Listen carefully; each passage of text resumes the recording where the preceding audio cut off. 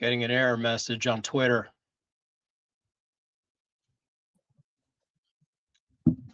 Try and load that Hello. the new password.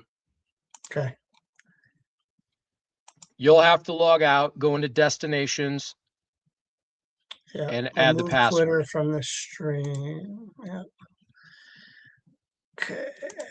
Destination, Twitter.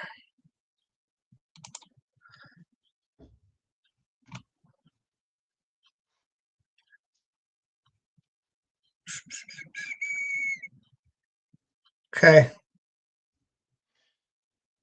All right, we'll do it live. We'll do it live. That's what we get for trying to do this technology in real time. We have an awesome show for this evening. We're going to get Twitter up here. We are live right now on Facebook and Instagram and LinkedIn and a couple other platforms. And we just got our Twitter back within the last week. So we're going to try and add that as well. Welcome into Greenie Sports Cards Live. This is our annual 2025 year in review. My name is Jeremy Levine. I will be joined shortly by the man himself, Steve Greenberg. And we'll give you a little bit of background perspective here. About 2 years ago, Greenie and I set out to create something that had never been done before. And that was the first multi-stream live broadcast for the hobby industry.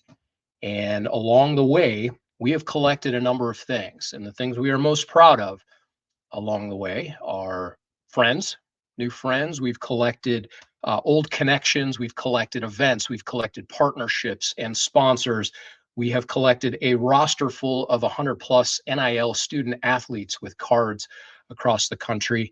And we've collected memories along the way, along with a number of you that have joined us week over week as we do every Tuesday night live between 7 and 8 p.m. And tonight we have a jam-packed show for you, of which we will recap a number of guests and events and experiences along the way. We've had no shortage of coaches and athletes, professional athletes, Hall of Fame athletes, events, both self-produced by the Greenie Sports Cards team and throughout the United States. We've had really interesting guests along the way. We've had media and influencers and hobbyists and collectible retail owners and shop owners. And it's just been an amazing ride being able to tell the story. And we set out about 2 years ago to tell long form stories for the hobby, to provide a community and a place where we could share hobby news week over week,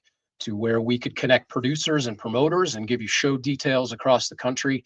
And we continue to do so. And there will be no shortage of that in 2026. We have some really big plans underway. Greenie Sports Cards has 31 events on the schedule throughout Northeast Ohio and beyond, including West Virginia and Columbus, and we'll continue to bring you all the action between live events, custom cards, and this broadcast of which we do. So we may go a little long this evening. We're trying to get our Twitter feed up and running and bring you tons of content. Within the last year, we've had 64 guests appear on this show, and that's not including all of the media, athletes, and hobby influencers that joined us at the live events, on stages, and in interviews throughout.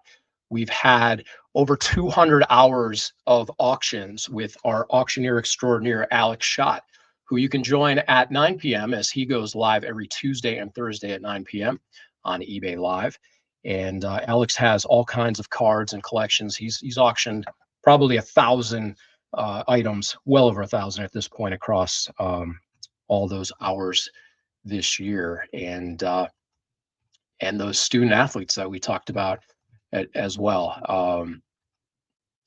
Yeah, I think we are almost on Twitter, so we will continue here, and then I'll be joined shortly by Greenie as he continues to try and fire that up. If not, we can always repost this at a later date, but we definitely want to get to all the content.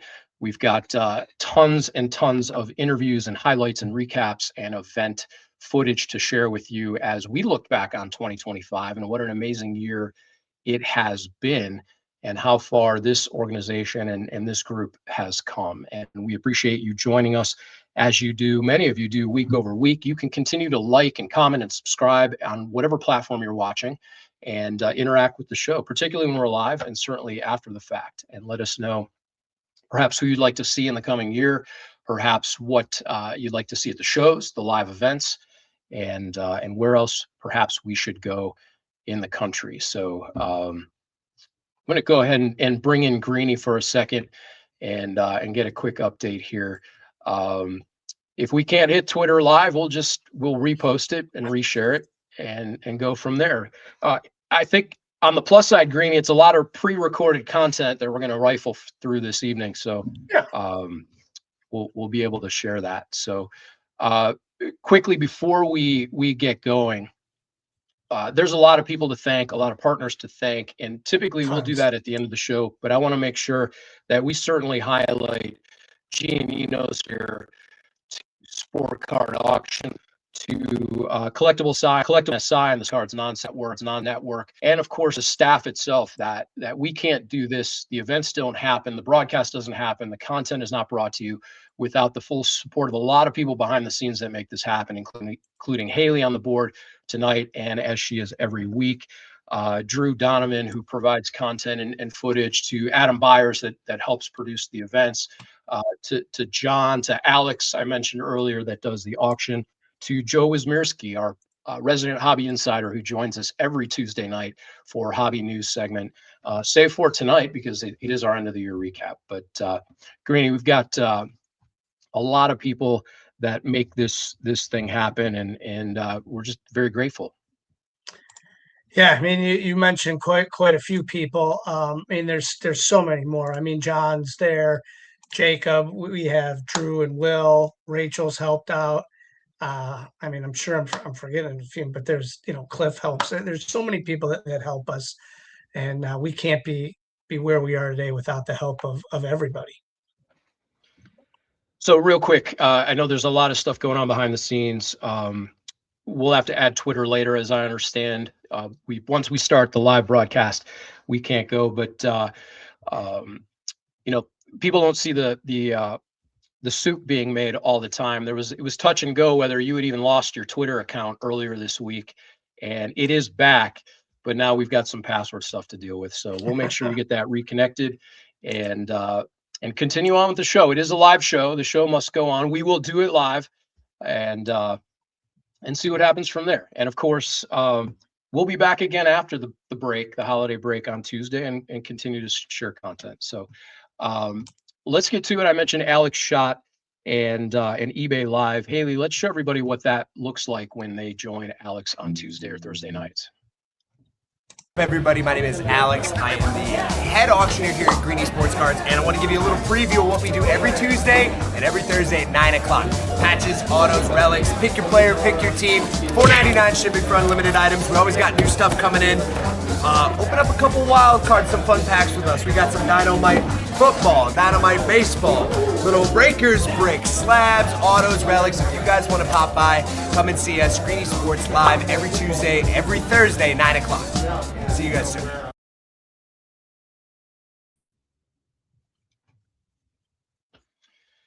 Yeah, Greenie, that's Alex. Of course, again, Tuesday nights, Thursday nights, 9 p.m.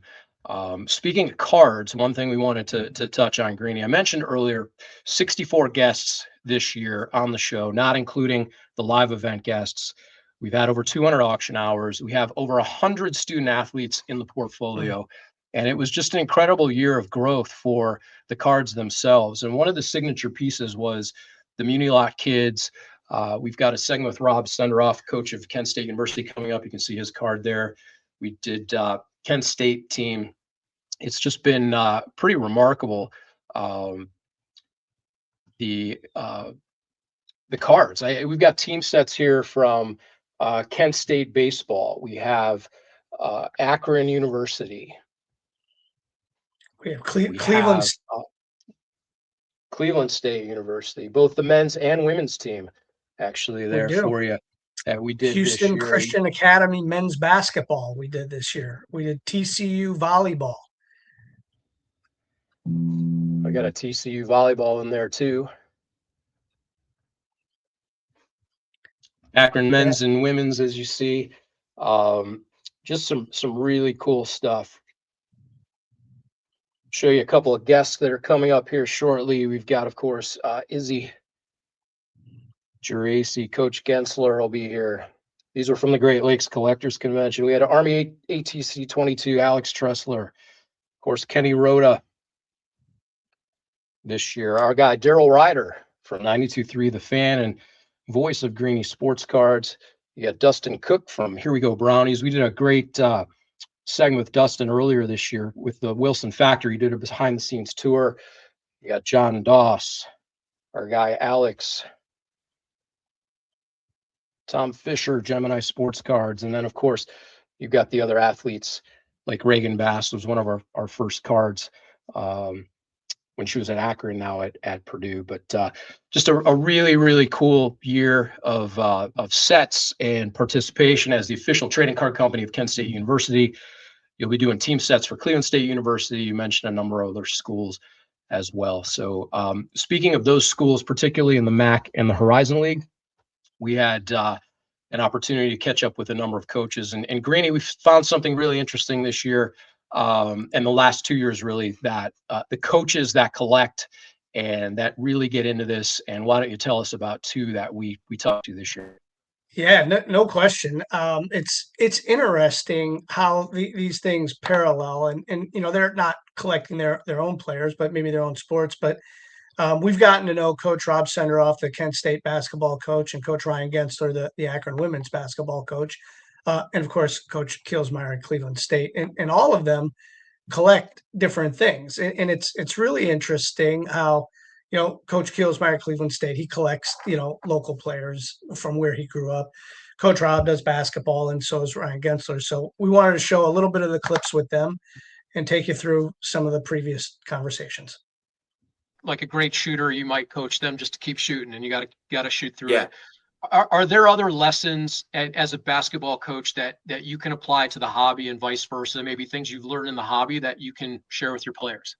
There's that rule, 10,000 hours, right? Just like anything else, the more time you put into it, just like as a player, the more time you put into it, the better you're going to be, right? And hard work doesn't guarantee success, but if you don't work hard, you're never going to have success. And I've learned a lot, being around, Adam, who works with Greenie and Greenie, and listening to the different people that are at the shows and walking around the shows and just watching the interactions of people.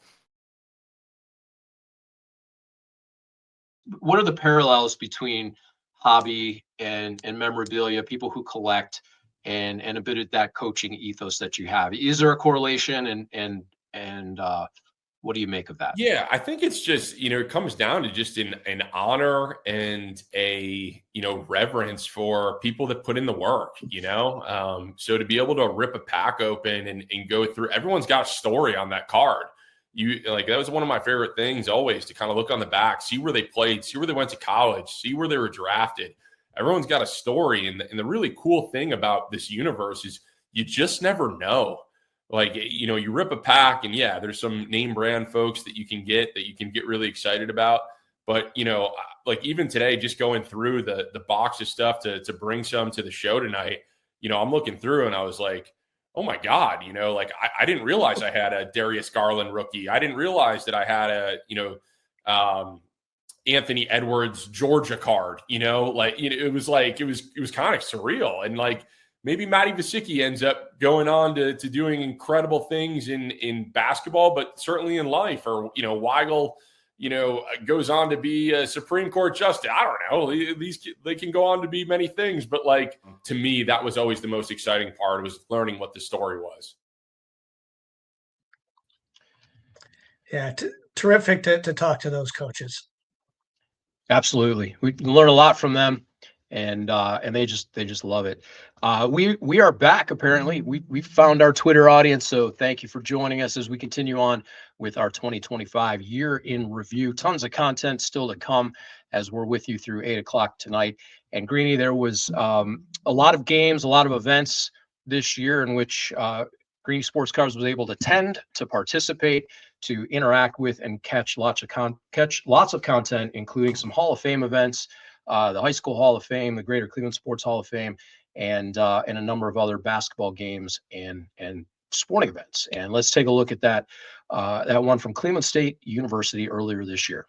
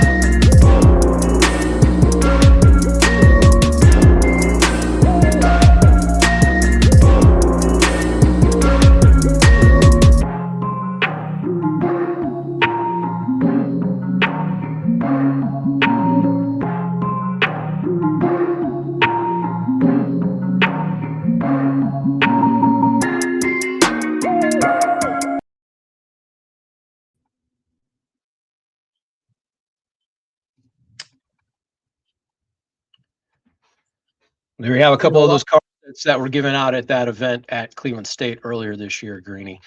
Then we headed over to South Bend, Indiana. Why don't you take us through that one? Yeah, we had a chance to cover a couple games of Notre Dame women's basketball this year, and what a tremendous arena, tremendous program, and let's show you some highlights from that. This is Steve with Greenie Sports Cards. I had the chance to attend the Notre Dame versus UConn women's basketball game played at the Joyce Center in South Bend, Indiana. This was billed as one of the biggest games of the year. Coach Gino Auriemma, 23 Final Fours, 11 championships, and the winningest coach in college basketball history, was bringing his undefeated and number 2 ranked Lady Huskies to take on Coach Niele Ivey in her 5th season and the 10th ranked Fighting Irish. The storylines ran deeper. Player of the Year favorite and potential number 1 pick in the WNBA draft, Paige Beckers, was coming to town. Freshman sensation Sarah Strong is fresh off the reigning Big East Player of the Week. But the Irish had different plans. 9,000 frenzied fans, including one of the largest ever student sections, brought unlimited energy. The Irish alumni were back, including Skylar Diggins and Enrique. Back and forth the teams went at it. At the end of the third quarter, Hannah Hidalgo maybe had her aha moment when she hit a 3-pointer at the buzzer. She turned and looked at the crowd, and at that moment, it felt like the Irish baton had been passed down. The Irish went on to win the game with impressive performances all around, from Olivia Miles, Sonia Citron, and Leah Tu King with their 5th double-double of the year. I've been to many sporting events, and this one ranks up there at the top. It checked all the boxes of atmosphere, hype, and the actual game. Over the last 2 seasons, I've found myself an Irish fan and can't wait to see what this team will accomplish. Go Irish.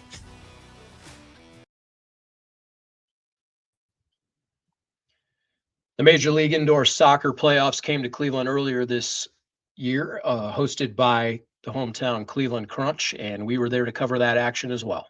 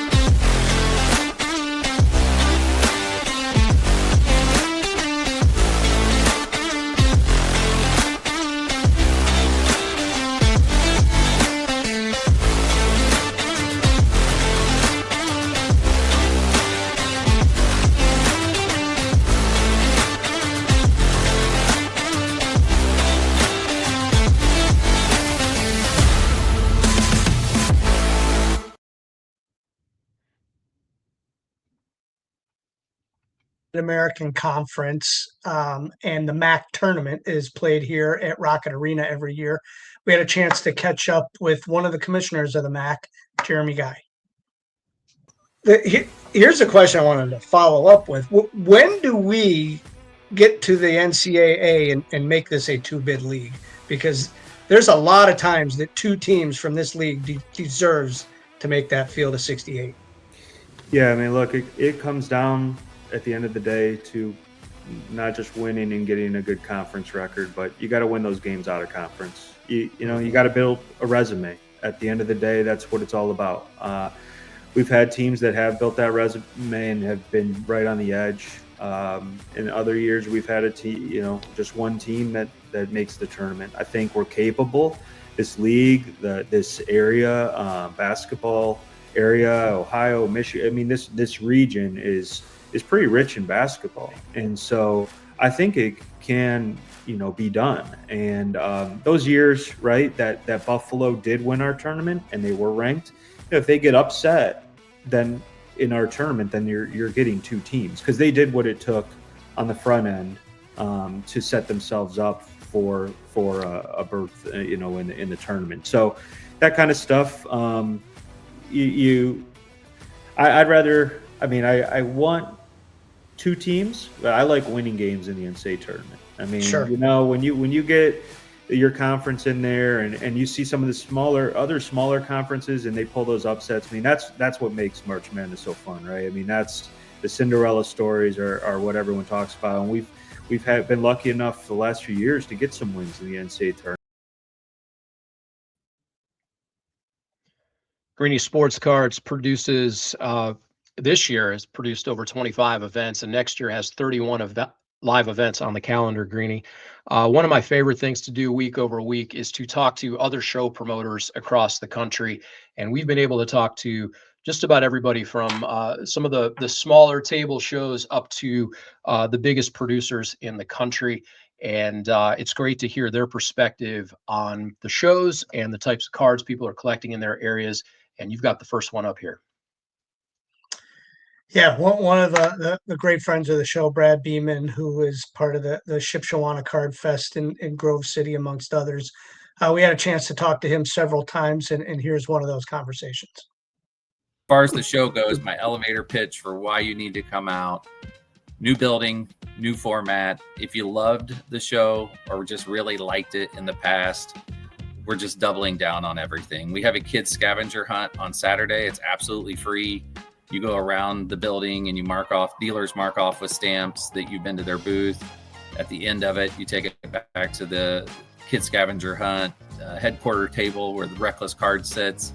And we have very generous contributions from companies like COMC, Zion, and we have let a lot of kids, at minimum, they're going to walk away with some packs, but at most they could walk away with slab mags, Zion cases, all kind of fun things. I'm very, very proud of that. We really support families at our show. The new part is Friday night, so 4 to 8 p.m. We are charging an admission for that, but for not only do you get the sneak peek, but we have one of the best, I think, trade nights in the Midwest from 8 to 10 p.m. And so from 4 to 10 p.m. for $10, you can not only meet with our dealers, but kind of play dealer at the end of the night. 12 and under is absolutely free all weekend. And then Saturday is also free admission all day long. And I will say that I know you guys get tremendous dealers, but I would put our dealers up against anyone. We have guys that go to Burbank, Dallas, and they bless us by coming to Shipshewana. So our front room is, I say front room, Greenie. It's all one room now. I'm used to, we used to have 4 rooms or whatever it was in the barn. So, but it's all one room, and it's packed with quality dealers. We were able to catch up with James Faree of Sports Wax Promotions, who is just crushing it down in the southeast part of the country with his shows. Let's take a look at what James had to say on our show. It's an immense feeling of joy and pride, joy for what we've been able to accomplish. It started off me trying to sell my cards, and I've told the story a million times.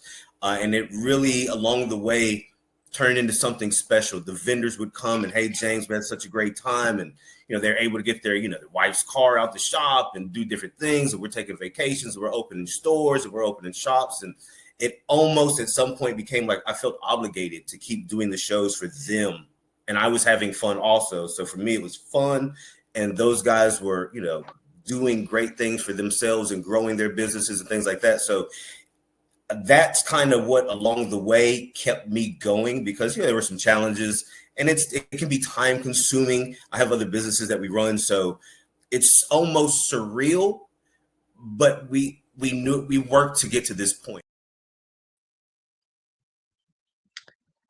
The national show in Nashville, in Nashville, get it? Jeff Roberts joined our show, and this is what he had to say about their show in Nashville, Tennessee. The dealers are the heartbeat of the show, taking care of them. And Ricky does that, whatever they need. Do you have some advice throughout the years? What can you share with vendors or exhibitors that might be going into their first shows or their first couple of shows? What can you share with them to have the best experience possible at an event? Well, be well organized and have, all your items priced where you don't have to look them up. Of course, I know a lot of people comp, on eBay or whatever, and just be, and don't get disappointed if you don't do good the first one or two shows, because, the first one you may just break even, but never get discouraged, because when I first started doing my show in 2011, I was telling one of the magazines that wrote an article about my show, if I did this for a living, I would have quit after the first show, because first couple of shows I lost my rear end. But that was a long time ago. But just never get discouraged. We were able to head out to the Northwest and West to catch up with Dan Bliss of Front Row Card Shows, and Dan is crushing it as well. His team has seen tremendous growth out there in the western part of the U.S. with his shows. And let's hear what he had to say about the events that take place out west. Take us back to the beginning. How did you get started in this business? Where were you, and how did you get from Cleveland to the West Coast? I was buying and selling cards back when I was in high school, and then I went to college, and I was already a dealer at shows back then. And my sophomore year of college, I was at Ohio State, and a buddy and I decided on a whim to organize our own show at Ohio State. We organized it at the Union Building, and we did a few shows there, and we ended up doing a few other shows in Columbus, and I personally started organizing shows also in Cleveland. I did one in Pittsburgh, and that paid my way through college. Greenie, I have a tremendous amount of respect for anybody in the event game. It takes a tremendous amount of hours and a village to pull off these events. And one of the key pieces of that is the actual floor plan. It really sets the tone and the environment for the entire event, where you create these atmospheres of commerce. We were able to catch up with Brian Ludden from Ludex earlier this year, whose contributions to the National have been tremendous with the technology piece that he brings to the table. Put in 1338 or just Greenie's Sports Cards. So then hit that. And then there he pops up there, and hit the star. So when you go back and close that left-hand side, your stars will come up first. So I see it on the left. Yeah. So if you go on the left-hand side, and then you can start. If you start there, you can add notes to the table. So let's say Greenie had a Jordan card that I really like. I could add the notes. I could add the notes. You have to telling me I need to sign up, which I will do to be able to do that. Yeah. So, Greenie, you're talking about 300,000 feet away. Yeah. It's like, but now I could walk the show and say, hey, he's at 80 on this Jordan card, and I go somewhere else. So that was our big feature this year that I thought was pretty cool. Yeah, I love that. I mean, that's like your notepad on the phone, but you've done half the work for us, right? I mean, yeah, it's cool. It's cool. Then the event schedule's another thing that's cool this year is you can see the show event schedule, and you can star what you want. and you get a push notification to remind you, hey, you got at 1 o'clock, bet gets given away, whatever. So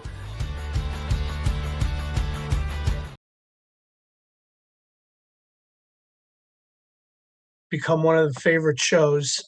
Justin from Flight Productions brought his drone, took some video. So let's check out the Medina County Collectors Fair. Yeah, ain't no problems, ain't no problems. That won't problem with me, Yeah. Took control, run the game. Best believe I'm shining, dog. Counting up my wins, yeah, I love it when they count me out. Off the leash, of the chain, where I been the dog. Best believe I run the game, you know I'm in control of y'all. Okay, let me talk to the chat. They know I was gone for a minute, had to BRB. Had to grab a couple wins, what I DID. They sleeping on the kid, I had to do it BIG. I can never be average, and they want a problem with the boy, they don't want no static. I don't need your cosign running with God. Wanna test that, tell them what's happening. Still giving them dope, I'm trapping. The Great Lakes Collectors Convention, our signature show in year 3, happens every April in Independence at the Field House. Here's this year's 2025 Great Lakes Collectors Convention. But the Browns told you yesterday when they traded out of number 2 overall and they passed on the most Hall of Fame-esque player in this draft, that is Travis Hunter. The Browns told you that we're not in a place to compete right now. The Browns told you that the Deshaun Watson trade was so bad, it set our organization back so far that we're going to have to spend a little bit of time to recoup the assets. You look at this roster, it's depleted of young blue chip talent because they haven't had a first-round pick in the last 3 seasons. So I think this season, unfortunately for the fans, is another season of waiting. It's another season of trying to stockpile as many draft picks and young talent as they possibly can. Give us just kind of a quick recap of what maybe surprised you as a part of that, or some of the storylines that aren't being populated out there. I wasn't as surprised because Lyman had been talking about it for 3 weeks, and it seemed that they were working on that trade for 2.5 weeks. So Lyman knew something that I didn't know about what was going on with the trade down and going and getting Mason Graham. Now, I knew that they liked Mason Graham, but I thought they were just going to stick with Travis Hunter. I didn't realize Jacksonville was going to give them all that. But that's been talked about here. I'm surprised they went so heavy defense to start things off. Carson Swessinger seems like a fine young man, but I got to tell you, I only saw a handful of UCLA games. He was impressive in his workouts. He was impressive in his interviews. We'll see what the young man has. For the two offensive guys over here, because you guys heard me say how disappointed I was when they went away from the number 2 pick and we ended up with the 5th pick. I would have been really, really happy, guys, if we'd have drafted that kid, that running back out of Boise. What's his name? Ashton Gentry. I mean, man, this kid is a beast. I mean, you guys seen him run? Boy, that would have made me happy, guys, if we'd have drafted him. Hey, I'm gonna let the running back take care of that one. Well, we're talking about all the positions. I think they should have did more with the offensive line. Maybe they got somebody there that neither of us know anything about, but I don't care who you are as a running back. If you can't get the line of scrimmage, you can't get nothing. Well, unless his name is Greg Pruitt. Pruitt. For a running back. No, hey, that's Greg Pruitt saying, I want the line of scrimmage at least. And throwing the football, quarterbacks, all that. You got to have a healthy line. So I'm hoping that they have done something that we are unaware of, or went a different way of helping that offensive line out, because that hurt us last year. Did Shedeur fall, or was he drafted in the right place? Both. Ooh. Both. I think. Is that a topic for you? I think he fell. Feel good? I think it was both. I think he fell, but then he was appropriately drafted at the right place at the same time. Like, I think that's where, from everything you heard with the whiteboard not being good, like with, the interviews being atrocious, like that can take your stock and drop it. Even if the film is round 1 or 2, like if all that stuff is so bad, then yeah, okay, he's for it. I think he was probably drafted with everything encompassing, probably drafted right around where he could have, should have been. I'm not going to sit here and say that Joe Flacco wouldn't give you a better chance to make the playoffs than Shedeur in his rookie year, but that has nothing to do with the future trajectory of these players. You draft players based on what you think their future is. But what I'm getting at is a lot of people were perplexed if the Browns trade back. You seem like you're in I know you don't want to say full rebuild, a mini rebuild if there ever is such a thing. Why sign Myles Garrett to that extension? And there's two schools of thought. One, great point. You clearly don't have a quarterback. You have to wait another year. And at that point, he's a rookie. At that point, Myles Garrett will be coming down in his career. But there's the other school of thought. All it takes is to revamp on offense and defense this season. Obviously, that's a tall task. Yeah. Given the Browns' history, of course. But all it takes is to nail that quarterback next year, and then you're cooking with fire. And like Greg said, the Hunter kid would have been overly exciting to be able to watch him play offense and defense. And yes, remember we were the worst in the league with 15.2 points scored as an offense last year. Right. So it's nice to have quarterbacks. It's nice to have running backs. But if you don't have an offensive line, you ain't going to get much done. I am a firm believer that you win inside out. You got to have a solid line. And usually they need a lot of cohesiveness over a period of time. I don't think we've had the same offensive line start more than 2 games in a row in the last 5 years. Right. That's not good. Right.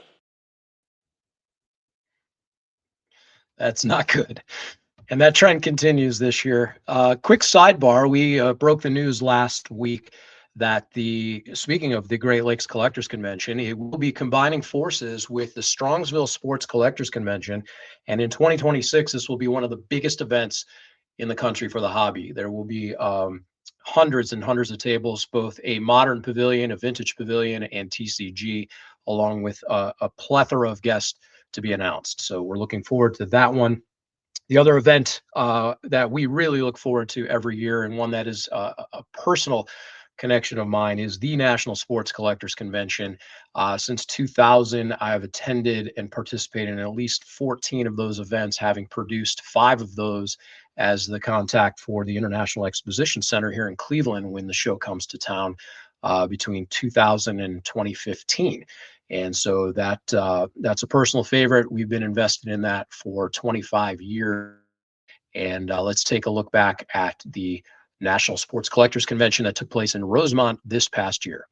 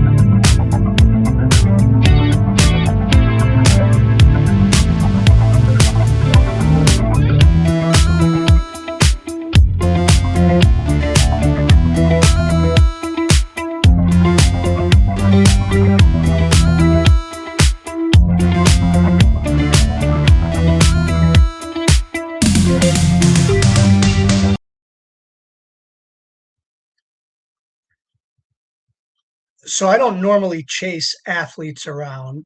The National was a little different. I had a unique item that I was trying to get to Tom Brady. Take a look at this.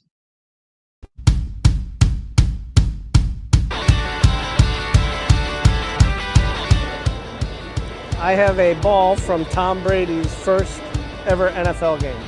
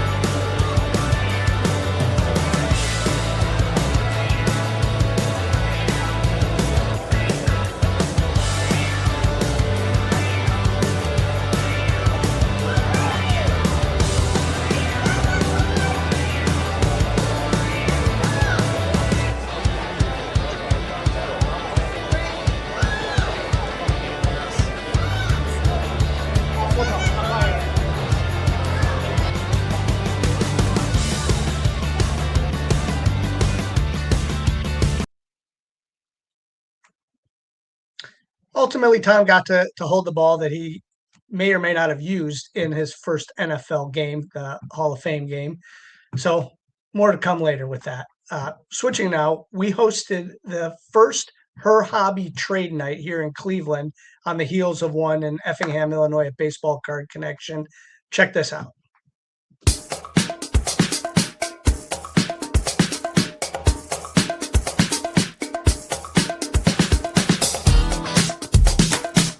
It means the world to me that like we can create a culture where like collecting cards for women like isn't just sort of taboo. We're not like the odd one out at card shows or the odd one out at trade shows.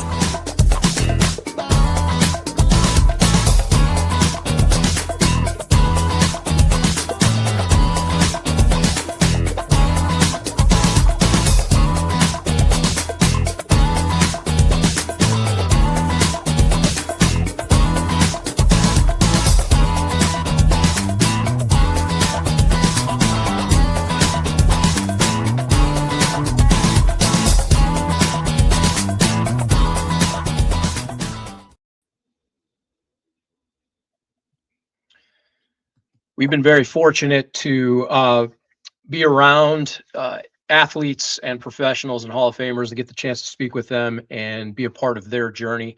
And one of those that we talked to earlier this year on a couple of occasions is that of which we refer to affectionately and earnestly as the best wide receiver in Cleveland. That's Izzy Geraci, wide receiver for USA Flag Football. Where did the flag football come from? I know you grew up playing football, but how does somebody wind up on the United States Women's National Flag Football team? It was kind of a whirlwind. It was very crazy how everything happened.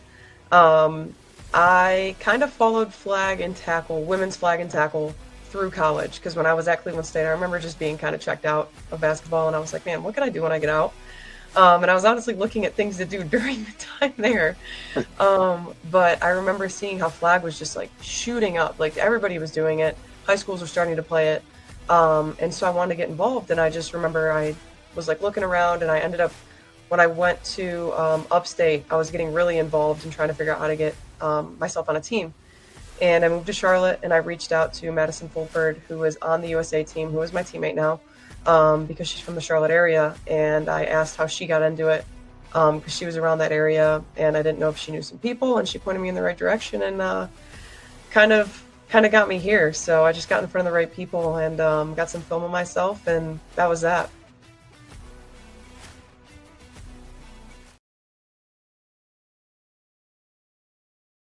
Athletes plays softball at the University of Connecticut and was the Big East Freshman of the Year. Here is Kat Pettis. We're going to print these cards. We're going to mail them to you. We'll show you, and we'll have you sign them all, and then they'll get sent to all the people that have purchased them. So they'll get kind of a little bit of a look into kind of your life, and they'll get something of value with that as an autograph. And I know people love that. It's really cool and unique, and kind of something that we really pride ourselves on doing is giving a little piece of that fan connection by offering these. Yeah. I think it's interesting. I know before this opportunity came up, I was thinking to myself, like, I wish there was a way where you didn't have to buy an $80 sweatshirt to, support somebody like me who's just starting off their career. And I think that when I looked into this and when you guys reached out, I think that it was a great opportunity. I think that this is exactly what, college athletes, things like these are things that we should be doing because it's just a great way to, get in touch with your fan base and these little kids. And it, like I said, it makes the world's difference. And it's not like you have to go out and buy a $100 water bottle. It's, something that is just going to get your name out there and it's going to be really important to certain kids. So I just think that it's a great opportunity. And like I said, I really jumped at this opportunity once I got it. So. With the first pick in the 1999 NFL Draft, the Cleveland Browns select quarterback Tim Couch, Kentucky. Before we let you go, we're Browns fans. We watch you play. What was it like to throw a touchdown to Kevin Johnson to win a game?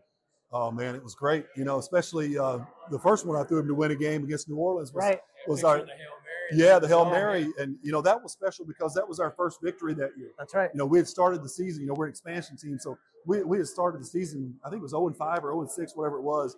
We go on the road to New Orleans and we're playing well. We think we're going to win the game. They kick a field goal with, 30 seconds left or whatever. We're like, man, here we go again. We're going to lose another tough one. And then we come back and throw the Hail Mary to win. What was that huddle like before that play? A lot of disappointment. Yeah. You never think that's going to happen. No. But I'm still going 1,000 miles an hour. I'm like, there's still time on the clock. You knew you could get it to the end zone. I can get it there. Like, we got a chance. So, but you throw that thing up and you're just like watching the ball fly through the air. And then I saw it get tipped up. Yeah. And then Kevin catches it in the corner and gets his feet down. And man, we were all running down the field. Full sprint. Yeah. Just looking back. Please don't throw a flag. Make sure there's no flags on the field. Yeah. It was an unbelievable call, unbelievable career. We appreciated what you did here in Cleveland. Thank you so much. I appreciate it. Terrific interview with Tim Couch. At that same National High School Hall of Fame, we caught up with the best that never was, Marcus Dupree. We know, again, Oklahoma, USFL, NFL, you had different jerseys. Have you ever kept any of your own memorabilia? Yeah, I still have all of it. Yeah, I do. Yeah. What's your most prized possession? You have some rings, you have a jersey, a favorite something? I guess this ring, because you don't find too many guys who win the offensive MVP and still lose the game. I mean, whatchamacallit just did it this year, which I was shocked with Arizona State. And matter of fact, I played against Arizona State and got the MVP, so that's ironic. Yeah, we know that you have some trading cards. You have Topps USFL. You're still getting contacted by Panini and Topps to make cards, right? I am. And I'm sure there's going to be more once this movie come out. So, guy sent me a picture of a card. Said, "Mark, you realize this card is $550?" I said, "We need to sell about 10,000 of them." Marcus Dupree. Something else. That National High School Hall of Fame ceremony was really cool. It was really cool. And speaking of really cool, we've had some really cool, interesting guests this year. Greenie, why don't you lead it off with some of the personalities and influencers we were able to talk to? Yeah, in the first being not sports related, but very collectible related. And you've seen the movies, the Hatfielders, McCoy. We got a chance to catch up with the third grandson of Devil Anse McCoy. What do they most get wrong about the Hatfield-McCoy feud, and what's one truth that really surprises people to find out along the way? What they get wrong all the time is the hog situation. I literally just turn red. People literally come up to me, "Did y'all really fight for 30 years and kill each other for 30 years over a hog?" I'm like, "Really? Over some bacon? I mean, come on." But they're surprised to learn that it rippled through the Supreme Court, affecting extradition, which has now rippled all the way through the world, that we have treaties with other countries with extradition. So the feud not only impacted Appalachia, but I mean, it impacted the entire world. We were able to catch up with Tom Guidman, whose most famous card is the Ken Griffey rookie card, but his innovations have impacted the hobby far and wide to this day. What did you see in a young Ken Griffey Jr. at that time? And then what was the moment when you realized he had become a cultural icon and you encapsulated him on that card, that first card for Upper Deck? He got drafted in '87, first overall, played in like rookie ball in Bellingham. And then in '88, he went to the Cal League, played for the San Bernardino Spirit. They promoted him up, mid-season type thing, played 17 games at AA and then got hurt. So there's pretty much no way a 19-year-old kid with only 17 games of AA is going to make it to the major leagues the next year, well, to start the season. So what I figured was going to happen was he was going to make the major leagues as a cup of coffee. And I figured at that point he was going to be the guy because he had all kinds of talent. He could hit. He's like a genuine five-star talent. And then part of the other thing is that like he grew up as a kid with a Cincinnati, the Big Red Machine. Like he's not going to be in awe of Nolan Ryan or any of these guys because he's seen them. Chris Seawall of Seawall Sports is one of the biggest YouTubers that you can find in our industry. Here's our conversation with him. What is the largest collection you've ever purchased? My largest quantity purchase I did a video on is actually kind of funny. It was 3 million cards, and we I'm actually forgetting the numbers, but we paid something like $3,000 for it because it was somebody who had a storage unit. They didn't know anything about it, and they just needed it gone immediately for some reason. I can't even remember. But we paid, like, it was me and a partner paid $3,000 for 3 million cards. It turned out to be one of the worst deals we ever bought. Like, we spent hundreds of hours on it and barely broke even. It was just, it's a good lesson for, quantity does not equal value necessarily. Kyler Smith is a celebrated pop artist whose work has become instantly recognizable across the sports and entertainment hobby. As an artist, is there a concern you're running out of characters, or are you always finding inspiration somewhere? Always finding inspiration. I mean, I never thought like it would get this far. I mean, I was hoping to maybe get to like 50 or 100, and here we are, still going. So it's fun. It's kind of opened up like a lot of other opportunities and doors within my illustration career, and it's just nice to kind of step back into it every once in a while. And there's a really cool collectors fan base, and luckily, like talking about like autographs earlier, I've been able to get a few of the actors to actually sign them, and seeing their reaction to it has been something that's almost kind of been like full circle that I never thought would have ever happened, but it's been a blessing. Tim Banaszak purchased a 20 million card collection known as the Big League Find. Check it out. Do you guys remember when we were kids? You looked at your collections all the time.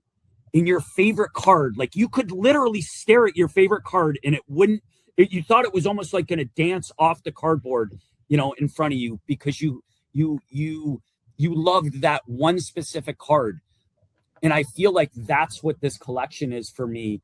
I do not take it for granted. What I do is I embrace the moments that I do have here, and people, it may sound corny, but I don't get tired of it. And I probably look at the stuff that I've found rather than going and searching for more stuff. We've been fortunate to catch up with a number of media and influencers over this past year, and we're very fortunate to have our resident hobby insider, Joe Wismierski of Phoenix Sports Cards. Here's a little bit of a taste of what Joe brought to the table this year. Honestly, Steve, the thing that people are just asking for over and over again is Wemby. Like, very rarely are we able to see two generational talents play at the same time in different sports. And right now we're getting to see that with Victor Wembanyama and then Shohei Ohtani in baseball. It's just, you see two absolute freaks of nature in their sport, and they're playing at the highest level. I mean, Wemby is basically a walking double-double on the verge of a triple-double every night, and Ohtani can do it all. Like, right now, there is no baseball player in my life of 41 years old that I've ever seen do what he's done. Samuel Evans, the sports card collector with the hashtag The Hobby Experience, talked about this. You can collect what you like, and you can spend what you want, and that's kind of why I like your hashtag, The Hobby Experience, because it doesn't have to always revolve around thousands of dollars, right? Yes. And for me, I've always told people this, and even for my articles that I wrote for Hobby News Daily, I always told people this: the true wealth and what I call like the human capital of the hobby. The true wealth is this, like what we're doing right now, right?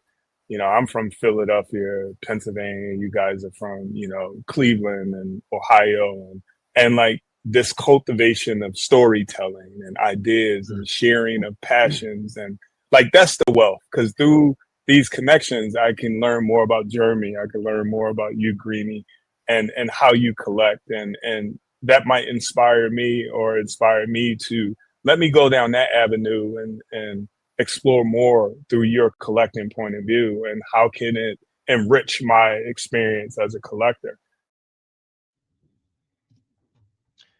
Chris McNeil, aka Reflog18 on Twitter, a satirist and television host, and one of our favorite personalities, joined us earlier this year on the show, as well as partnering with Greenie Sports Cards on McNeil's Munilot Kids, that of which you see Owen 16 right there. Let's take a look back at what McNeil had to say on our show. Over the years, I've developed just kind of a voice that, once again, I come by naturally, which is, you know, I'm very sarcastic when it comes to the teams, because you almost got to be. You either laugh or you cry. You guys know, either laugh or you cry as a Cleveland fan. I choose to laugh, because otherwise I'd just be bawling all the time, right? And so I took that to Twitter, and I guess that really caught and captured a lot of, you know, the spirit of the fandom of our fan base, because I think a lot of people share that sentiment. They either laugh or you cry, and you got to laugh, and a lot of people do laugh along with me.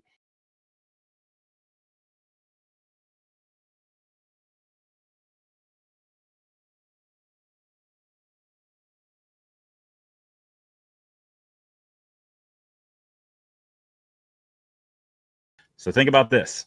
How many of the 125,000 this weekend went for cards? How many of 125,000 last year at the National went for cards? That tells you how the National is still relevant. So, yeah,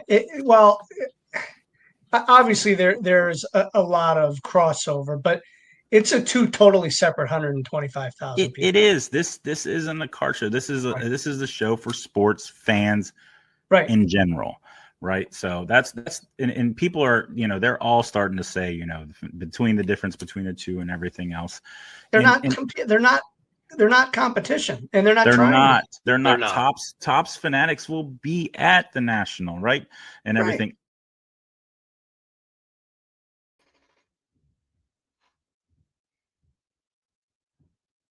Right. Yeah, Green. Let's jump over to Ryan Curtis. I saw Sasquatch. That's Green. That's it. So when I'm going to card shows, like I went to the National, I took my kids for the first time this year. It was such a proud moment for me. I think we bought two cards in 3 days, but they may have hugged 1,000 people that have known me for 30 years. That's what matters to me. There's a lot of people that are in what I love about this industry. So I do product management, product ownership for a living.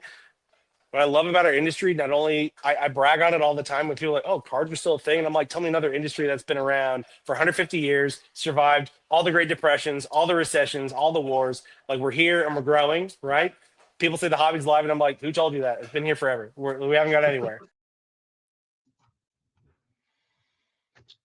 Tyler Danberg, an up-and-coming broadcaster from The Ohio State University, joined us. He's a sideline reporter for for the Fan down in Columbus, as well as a play-by-play voice of Ohio State. Let's take a look back at our conversation with Tyler Danberg.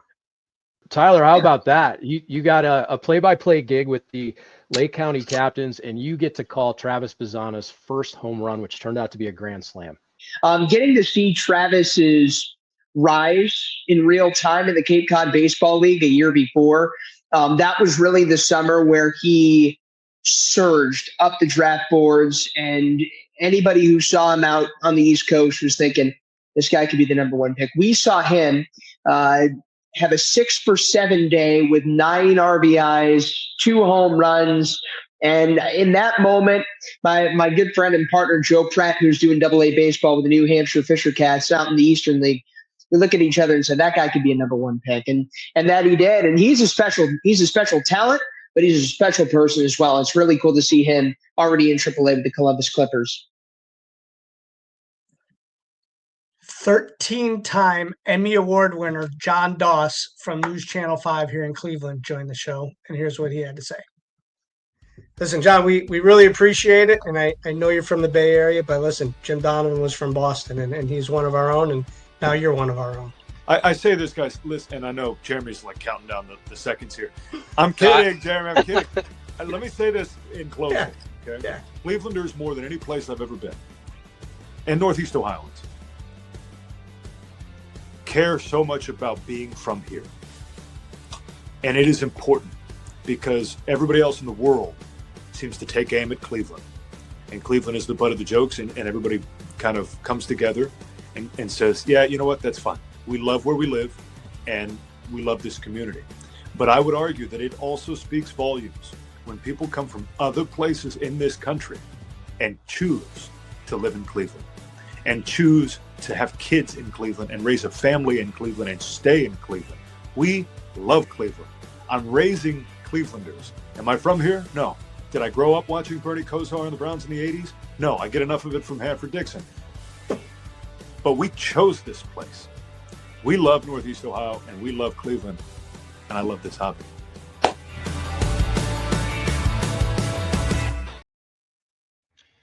And we love the hobby too, Greenie. It was an amazing year.